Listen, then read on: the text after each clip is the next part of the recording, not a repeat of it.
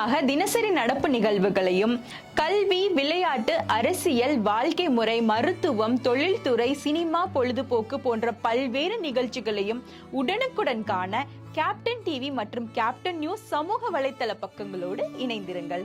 உங்கள் வணிகத்தை captain TV மற்றும் கேப்டன் நியூஸில் விளம்பரத்தின் மூலம் மேம்படுத்த விருப்பமா? உடனே கீழே கொடுக்கப்படும் எண்ணிற்கு தொடர்பு கொள்ளுங்கள். திரைப்பட இயக்குனர் மோகன்ஜி கைது, காரணம் என்ன? வாருங்கள் பார்க்கலாம் இந்த தொகுப்பில். பழனி முருகன் கோவிலில் வழங்கப்படும் பஞ்சாமிர்தத்தில் கலப்படம் உள்ளதாக இயக்குனர் மோகன்ஜி தெரிவித்திருந்த நிலையில் தனிப்படை போலீசார் அவரை கைது செய்துள்ளனர். ஆந்திராவில் கடந்த 5 ஆண்டுகளாக ஒய்எஸ்ஆர் காங்கிரஸ் கட்சி ஆட்சி நடைபெற்றது. ஜெகன்மோகன் ரெட்டி ஆட்சி காலத்தில் திருப்பதி ஏழுமலையான் கோவிலில் லட்டு தயாரிக்க பயன்படுத்தப்பட்ட நெய்யில் விலங்குகளின் கொழுப்பு கலந்திருப்பதாக தற்போதைய முதலமைச்சர் சந்திரபாபு நாயுடு ஒரு பரபரப்பு குற்றச்சாட்டை முன்வைத்தார். இது தேசிய அளவில் பெரும் பரபரப்பை ஏற்படுத்தியது.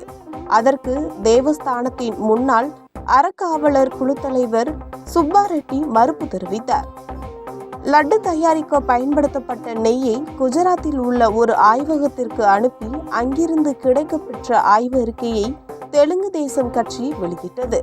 அதில் லட்டு தயாரிக்க பயன்படுத்தப்பட்ட நெய்யில் மீன் எண்ணெய், மாமிச கொழுப்பு, பாமாயில் எண்ணெய் உள்ளிட்டவை கலந்து இருப்பதும் உறுதி செய்யப்பட்டதாக தெரிவிக்கப்பட்டது.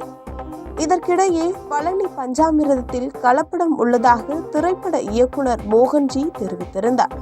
பழனி முருகன் கோவிலில் வழங்கப்படும் பஞ்சாமிர்தம் குறித்து அவதூறு பேசியதாக இயக்குனர் மோகன்ஜியை திருச்சி மாவட்ட தனிப்படை போலீசார் இன்று சென்னையில் கைது செய்தனர்.